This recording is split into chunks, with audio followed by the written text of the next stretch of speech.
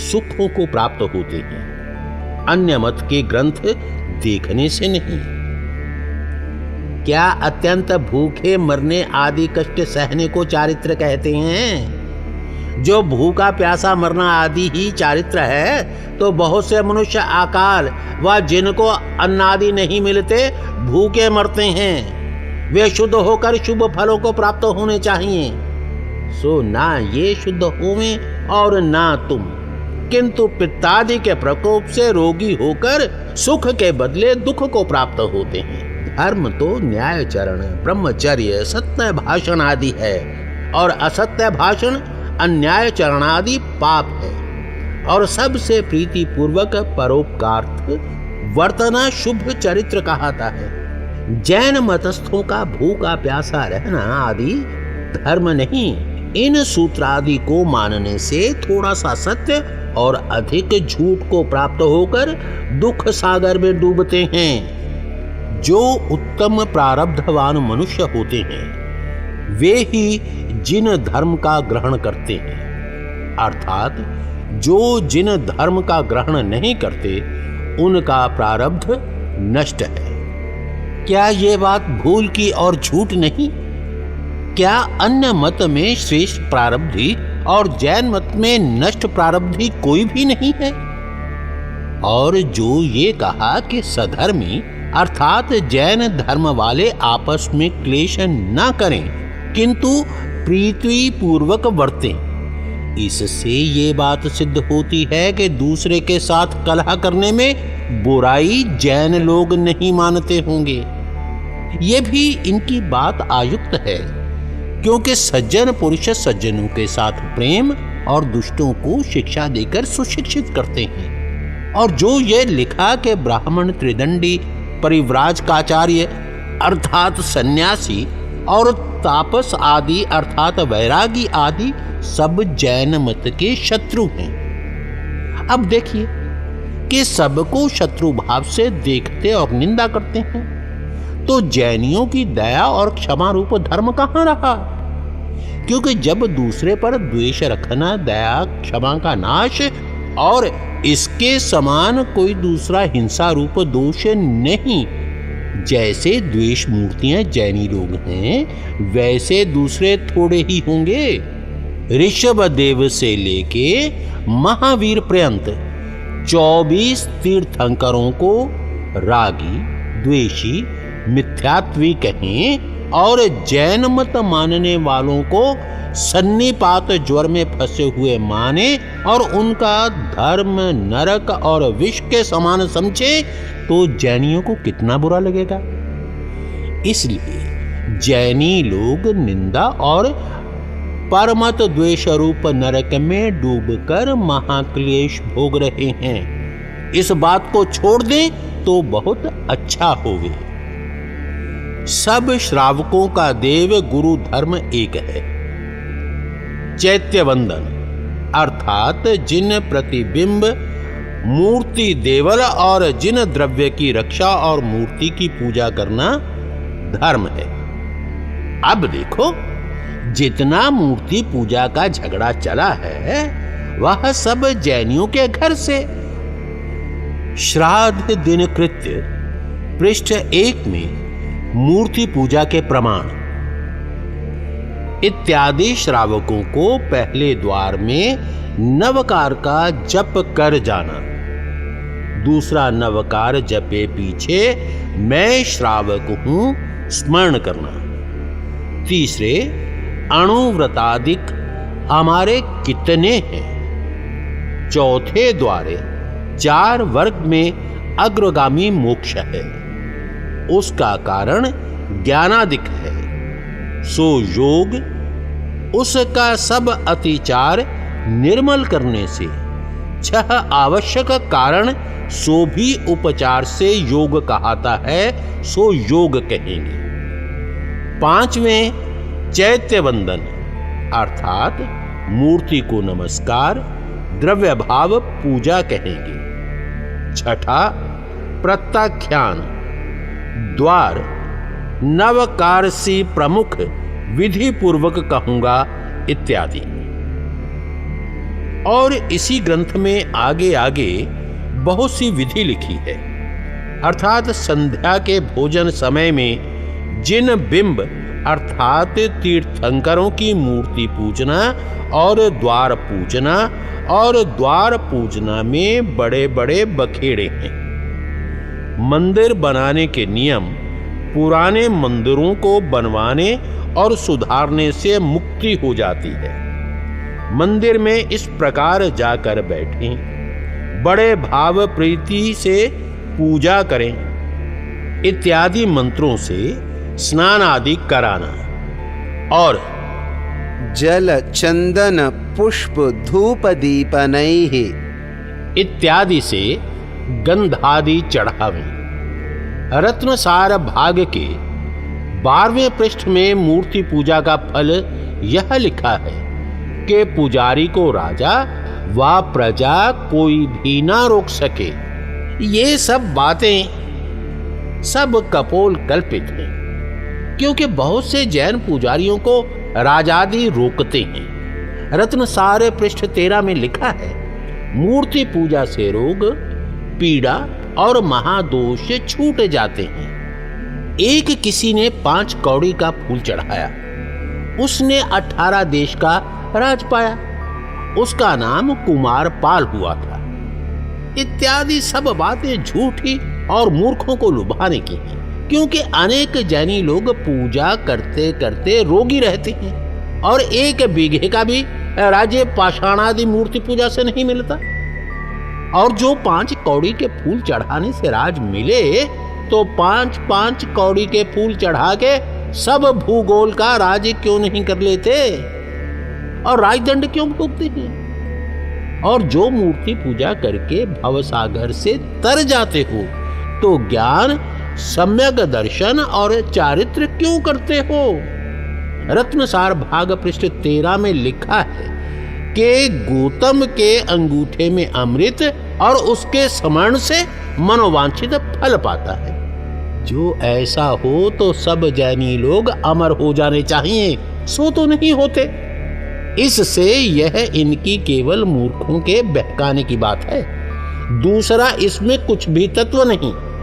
इनकी पूजा करने का श्लोक विवेक सार पृष्ठ 52 में। जल चंदन धूपनैरथ दीपाक्षतकैर् निवेद्य वस्त्रैः उपचार वरैर्जिनेन्द्रान् रुचिरैरद्य यजामहे। हम जल चंदन चावल पुष्प धूप दीप नैवेद्य वस्त्र और अति श्रेष्ठ उपचारों से जिनेंद्र अर्थात तीर्थंकरों की पूजा करें। इसी से हम कहते हैं कि मूर्ति पूजा जैनियों से चली है। विवेक सार पृष्ठ 21। जिन मंदिर में मोह नहीं आता और भव सागर के पार उतारने वाला है। विवेक सार पृष्ठ 51-52। मूर्ति पूजा से मुक्ति होती है और जिन मंदिर में जाने से सद्गुण आते हैं। जो जल चंदन आदि से तीर्थंकरों की पूजा करे वह नरक से छूट स्वर्ग को जाए। विवेक सार पृष्ठ 55। जिन मंदिर में ऋषभ देवादि की मूर्तियों के पूजने से धर्म अर्थ काम और मोक्ष की सिद्धि होती है। विवेक सार पृष्ठ 61। जिन मूर्तियों की पूजा करें तो सब जगत के क्लेश छूट जाएं। अब देख इनकी अविद्या युक्त असंभव बातें। जो इस प्रकार से पापादि बुरे कर्म छूट जाएं, मोह ना आवे, अब सागर से पार उतर जाएं, सद्गुण आ जाएं, नरक को छोड़ स्वर्ग में जाएं, धर्म अर्थ काम मोक्ष को प्राप्त हों और सब क्लेश छूट जाएं, तो सब जैनी लोग सुखी और सब पदार्थों की सिद्धि को प्राप्त क्यों नहीं होते?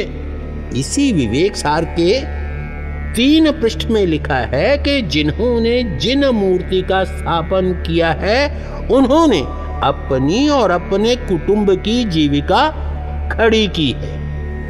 विवेक सार पृष्ठ 225।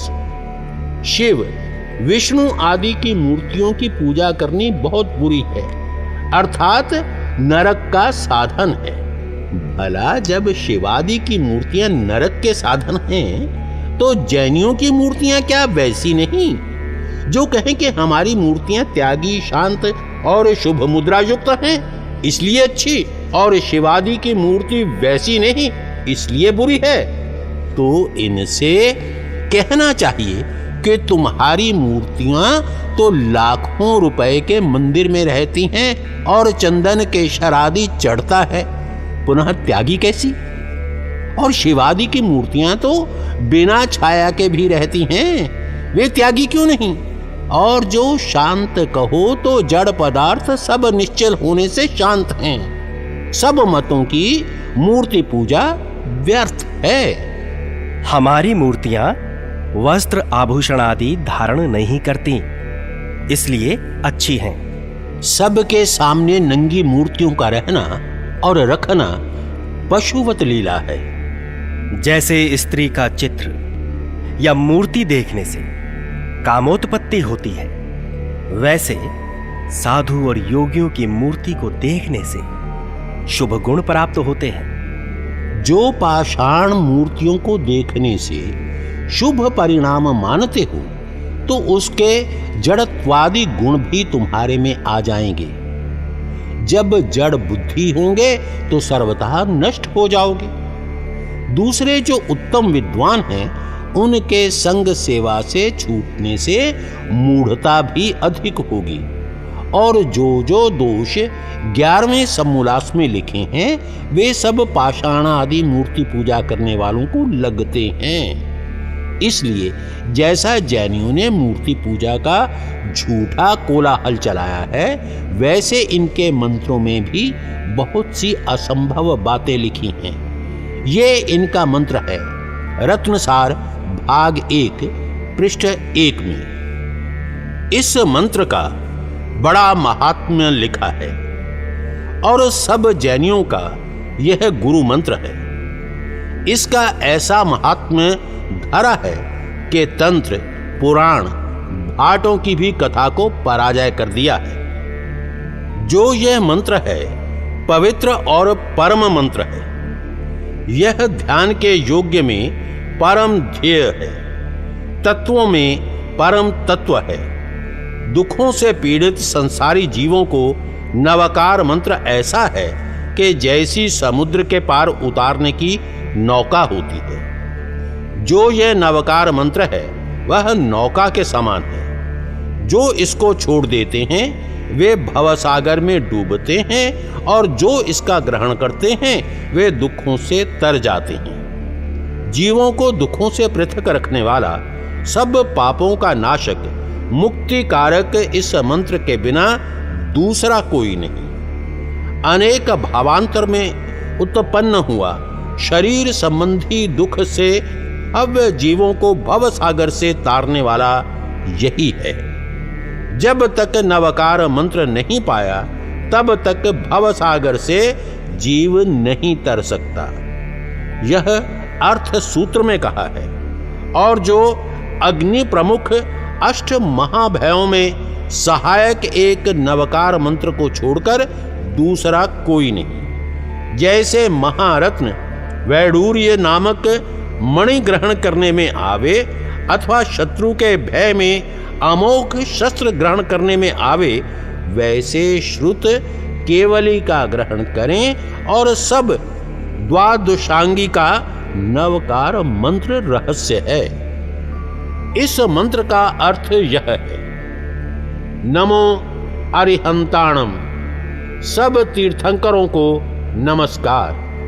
नमो सिद्धाणम, जैन मत के सब सिद्धों को नमस्कार। नमो आर्याणम, जैन मत के सब आचार्यों को नमस्कार।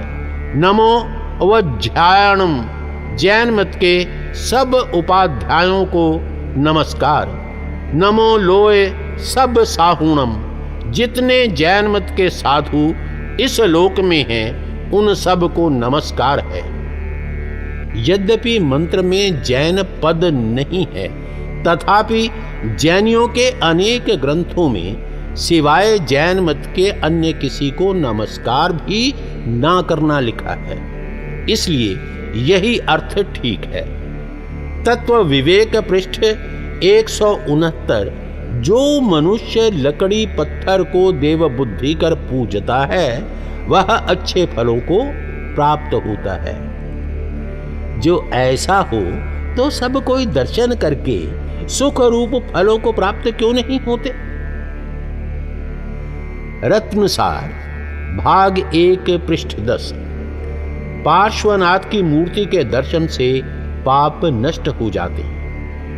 कल्प भाष्य पृष्ठ 51 में लिखा है कि 1.25 लाख मंदिरों का जीर्णोद्धार किया इत्यादि। मूर्ति पूजा विषय में इनका बहुत सा लेख है। इसी से समझा जाता है कि मूर्ति पूजा का मूल कारण जैन मत है। अब इन जैनियों के साधुओं की लीला देखिए। विवेक सार पृष्ठ 228। एक जैन मत का साधु कोशावेश्या से भोग करके पश्चात त्यागी होकर स्वर्गलोक को गया। विवेक सार पृष्ठ 101। अर्णक मुनि चारित्र से चूक कर कई वर्ष पर्यंत दत्त सेठ के घर में विषय भोग करके पश्चात देवलोक को गया। श्री कृष्ण के पुत्र ढंढन मुनि को स्यालिया उठा ले गया, पश्चात देवता हुआ।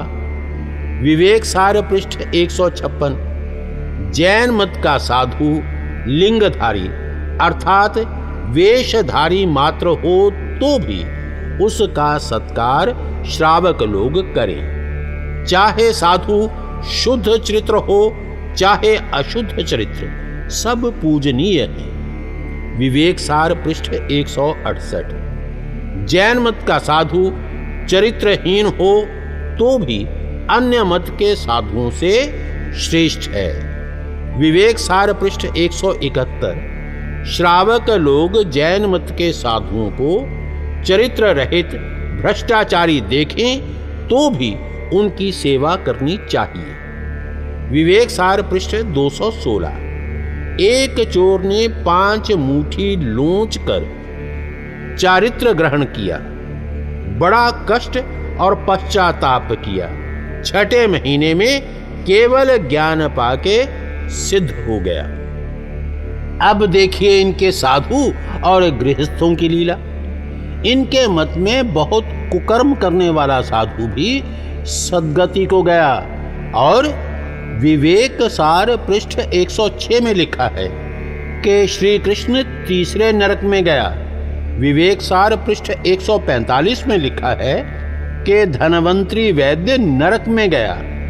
विवेक सार पृष्ठ 48 में जोगी, जंगम, काजी, मुल्ला कितने ही अज्ञान से तप कष्ट करके भी कुगति को पाते हैं। रत्नसार भाग 1 पृष्ठ 171 में लिखा है कि नव वासुदेव अर्थात त्रिपृष्ठ वासुदेव, द्विपृष्ठ वासुदेव, स्वयंभू, पुरुषोत्तम वासुदेव, सिंह पुरुष वासुदेव, पुरुष पुंडरीक वासुदेव, दत्त वासुदेव, लक्ष्मण वासुदेव और 9 श्री कृष्ण वासुदेव, ये सब 11वें, 12वें, 14वें, 15वें, 18वें, 20वें और 22वें तीर्थंकरों के समय में नरक को गए और नव प्रतिवासुदेव अर्थात अश्वग्रीव प्रतिवासुदेव, तारक प्रतिवासुदेव,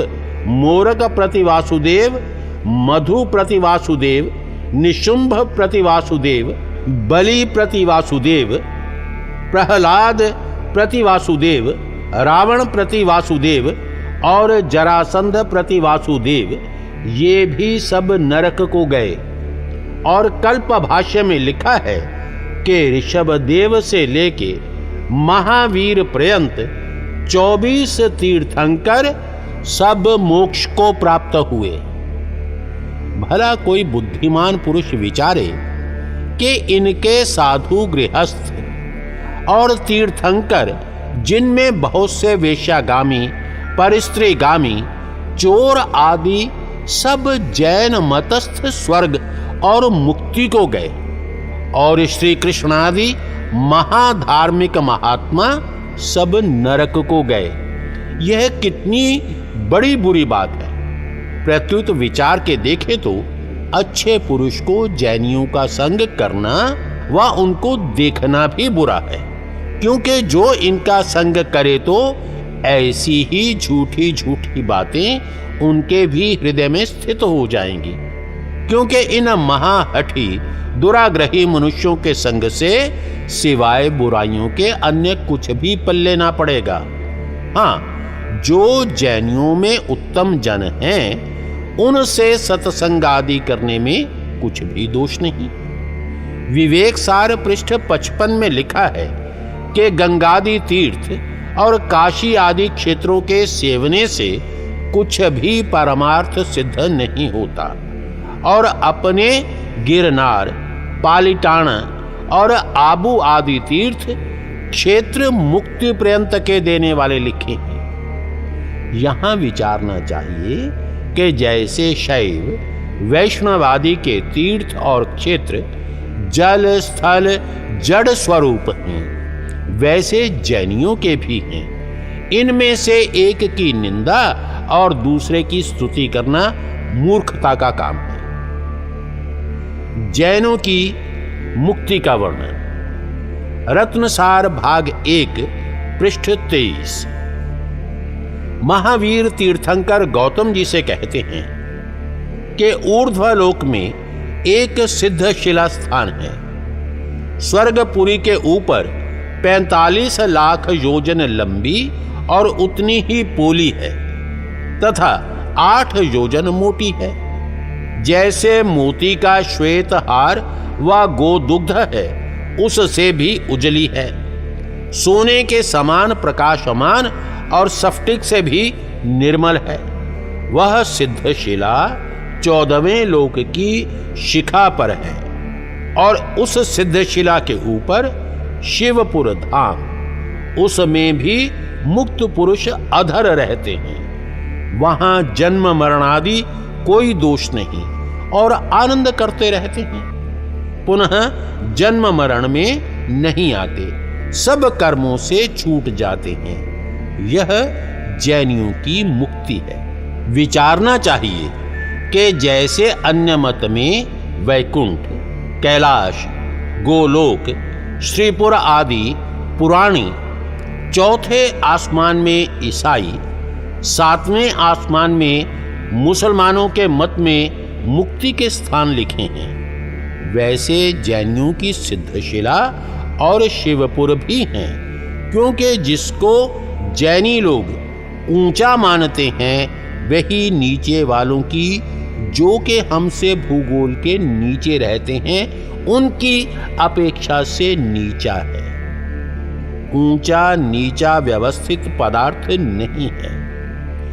जो आर्यवर्तवासी जैनी लोग ऊंचा मानते हैं, उसी को अमेरिका वाले नीचा मानते हैं, और आर्यवर्तवासी जिसको नीचा मानते हैं, उसी को अमेरिका वाले ऊंचा मानते हैं। चाहे वह शिला 45 लाख से दूनी 90 लाख कोष की होती, तो भी वे मुक्त बंधन में है, क्योंकि उस शिला व शिवपुर के बाहर निकलने से उनकी मुक्ति छूट जाती होगी, और सदा उसमें रहने की प्रीति और उससे बाहर जाने में अप्रीति भी रहती होगी। जहां अटकाव प्रीति और अप्रीति है, उसको मुक्ति क्यों कर कह सकते हैं?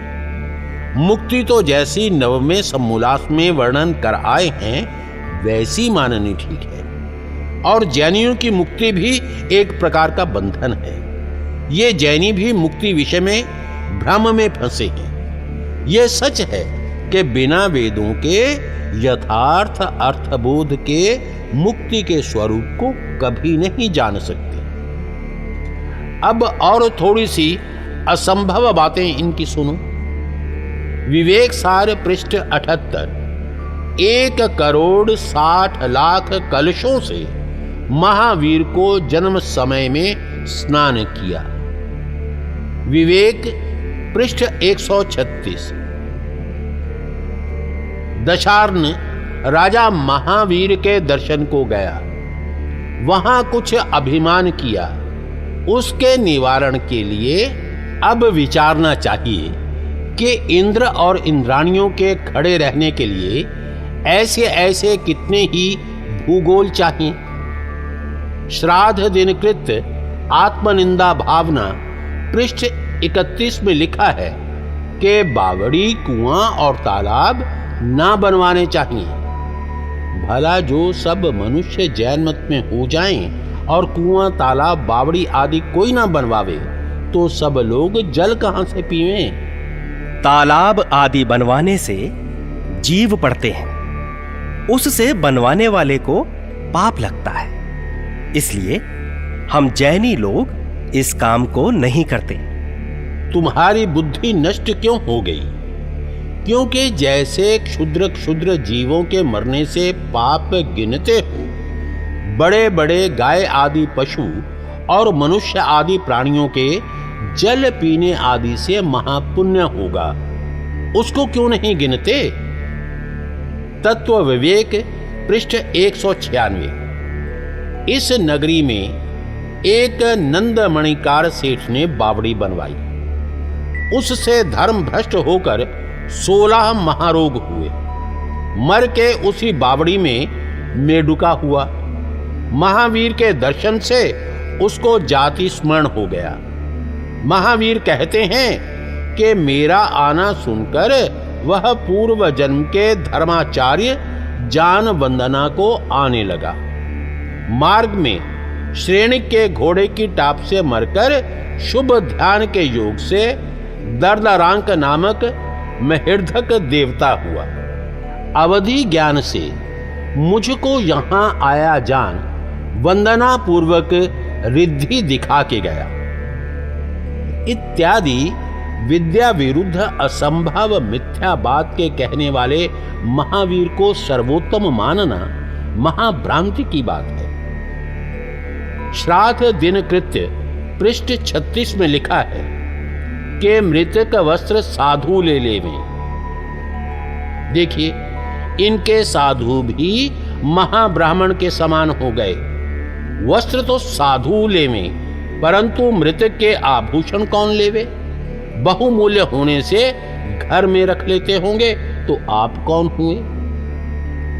रत्नसार पृष्ठ 105।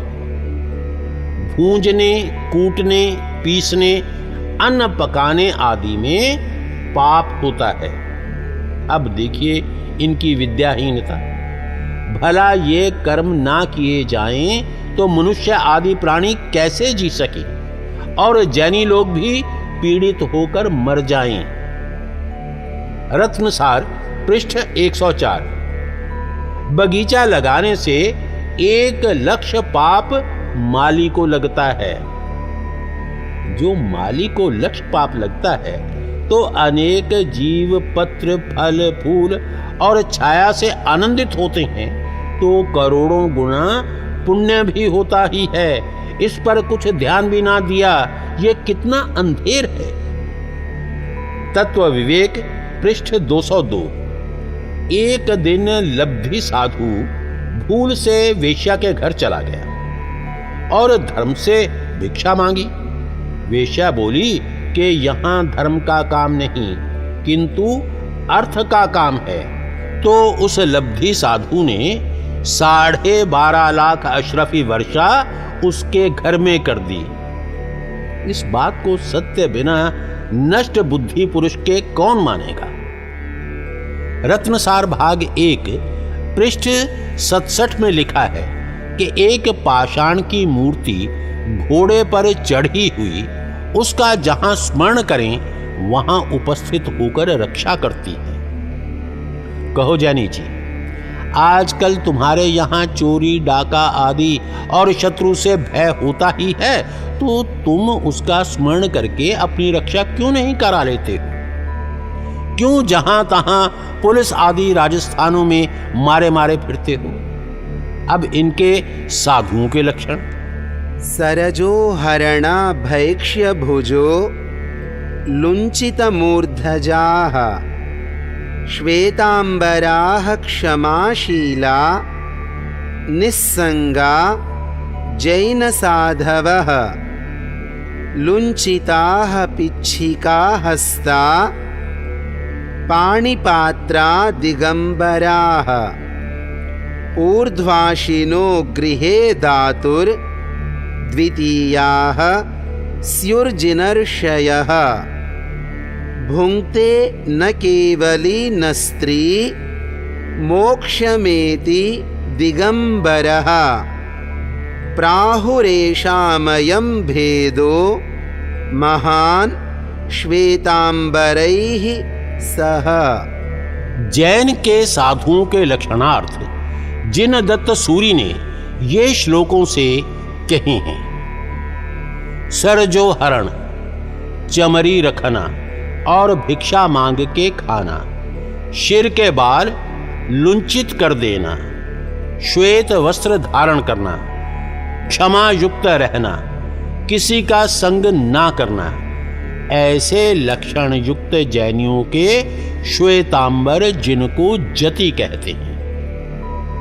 दूसरे दिगंबर अर्थात वस्त्र धारण ना करना, सिर के बाल उखाड़ डालना, पिच्छिका एक ऊन के सूतों का झाड़ू लगाने का साधन बगल में रखना, जो कोई भिक्षा दे तो हाथ में लेकर खा लेना। ये दिगंबर दूसरे प्रकार के साधु होते हैं और भिक्षा देने वाला गृहस्थ जब भोजन कर चुके उसके पश्चात भोजन करें। वे जिनर्षि अर्थात तीसरे प्रकार के साधु होते हैं। दिगंबरों का श्वेतांबरों के साथ इतना ही भेद है कि दिगंबर लोग स्त्री का संसर्ग नहीं करते और श्वेतांबर करते हैं। इत्यादि बातों से मोक्ष को प्राप्त होते हैं। यह इनके साधुओं का भेद है। इससे जैन लोगों का केश लुंचन सर्वत्र प्रसिद्ध है और 5 मुष्टि लुंचन करना इत्यादि भी लिखा है। विवेक सार पृष्ठ 216 में लिखा है कि 5 मुष्टि लुंचन कर चारित्र ग्रहण किया अर्थात 5 मुट्ठी सिर के बाल उखाड़ के साधु हुआ। कल्पसूत्र भाष्य पृष्ठ 108। केश लुंचन करे गौ के बालों के तुल्य रखे। अब कहिए जैन लोगों, तुम्हारा दया धर्म कहाँ रहा? क्या यह हिंसा अर्थात चाहे अपने हाथ से लुंचन करें चाहे उसका गुरु करे व अन्य कोई, परंतु कितना बड़ा कष्ट उस जीव को होता होगा। जीव को कष्ट देना ही हिंसा कहलाती है। विवेक सार पृष्ठ 7-8। संवत 1633 के साल में श्वेतांबरों में से ढूंढिया और ढूंढियों में से 13 पंथी आदि ढोंगी निकले हैं। ढूंढिए लोग पाषाण आदि मूर्ति को नहीं मानते और वे भोजन स्नान को छोड़ सर्वदा मुख पर पट्टी बांधे रहते हैं और जति आदि भी जब पुस्तक बांधते हैं तभी मुख पर पट्टी बांधते हैं, अन्य समय नहीं। मुख पर पट्टी अवश्य बांधनी चाहिए, क्योंकि वायुकाय अर्थात जो वायु में सूक्ष्म शरीर वाले जीव रहते हैं वे मुख के भाप की उष्णता से मरते हैं और उसका पाप मुख पर पट्टी ना बांधने वाले पर होता है। इसीलिए हम लोग मुख पर पट्टी बांधना अच्छा समझते हैं। यह बात विद्या और प्रत्यक्षादि प्रमाणादि की रीति से अयुक्त है, क्योंकि जीव अजर अमर है, फिर वे मुख की भाप से कभी नहीं मर सकते। इनको तुम भी अजर अमर मानते हो। जीव तो नहीं मरता, परंतु जो मुख के उष्ण वायु से उनको पीड़ा पहुंचती है, उस पीड़ा पहुंचाने वाले को पाप होता है। इसीलिए मुख पर पट्टी बांधना अच्छा है।